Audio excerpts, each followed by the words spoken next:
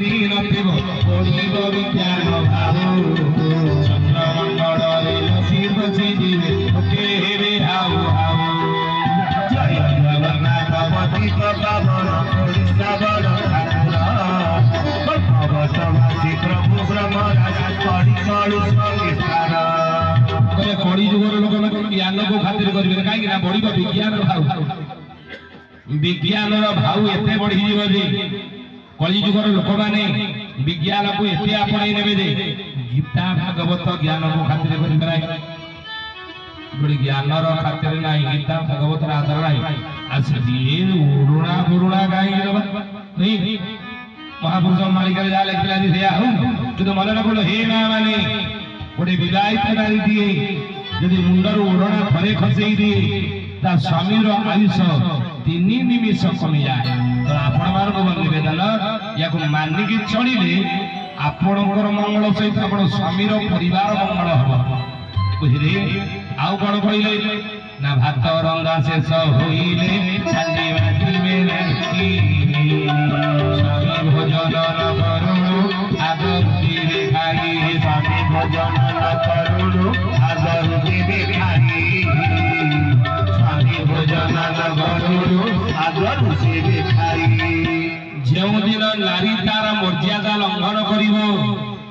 ମୁକ୍ତ ଯୌବନା ହେବ ପାଶ୍ଚାତ୍ୟ ସଂସ୍କୃତିକୁ ଅନୁସରଣ କରିବ ଆଉ କଣ କେଶ ମୁକୁଳା କରିବ ସେଇଦିନ ଜାଣିବ କଳିଯୁଗ ଶେଷ ସମୟ ଆସିଗଲା ଯେତେବେଳେ ନାରୀ କେଶ ମୁକୁଳା କରିଛି ସେତେବେଳେ କେଶ ବାନ୍ଧି ନାହିଁ ସେତେବେଳେ ହିଁ ଯୁଗ ଶେଷ ସବୁ ଯୁଗ ସତ୍ୟ ଯୁଗକୁ ଯିବା ସତ୍ୟ ଯୁଗରେ ଗୋଟେ ନାରୀ କେଶ ଫିଟିବା ଯୋଗୁଁ ସତ୍ୟ ଯୁଗ ଶେଷ ହେଇଗଲା କିଏ ମୁକ୍ତ କେଶା ମୌନାବତୀ କେଶ ମୁକୁଳା କରିଦେଲା ମୁଳାସୁର ମଲା ସତ୍ୟ ଯୁଗ ଶେଷ ହେଇଗଲା ତ୍ରେତୟା ଯୁଗରେ ଗୋଟେ ନାରୀ କେଶ ମୁକୁଳା କରିବା ଯୋଗୁଁ ହିଁ ତ୍ରେତୟା ଯୁଗ ଶେଷ ହେଇଗଲା ନାରୀ କେଶ ମୋଟେ ମୁକୁଳା କରିବା ଉଚିତ ନୁହଁ ବେଡି ବାନ୍ଧିବା ଦରକାର ଆଜି କିଏ ସବୁ କେଶ ମୁକୁଳା କରି ବୁଲୁନାହାନ୍ତି ଚଣ୍ଡୀ ଚାମୁଡା ହେଇକି ବୁଲୁଛନ୍ତି ତେଣୁ ମହାପୁରୁଷ କହିଲେ ତ୍ରେତୟା ଯୁଗରେ ଗୋଟେ ନାରୀ କେଶ ମୁକୁଳା କଲା ବୋଲି ତ୍ରେତୟା ଯୁଗ ଶେଷ ହେଲା କି ମା ସୀତା ମା ଜାନକୀ ସୀତା ରାବଣର ଅଶୋକ ବନରେ କେଶ ମୁକୁଳା କରି ରଖିଲେ ଲଙ୍କା ପରି ଧ୍ୱଂସ ହେଲା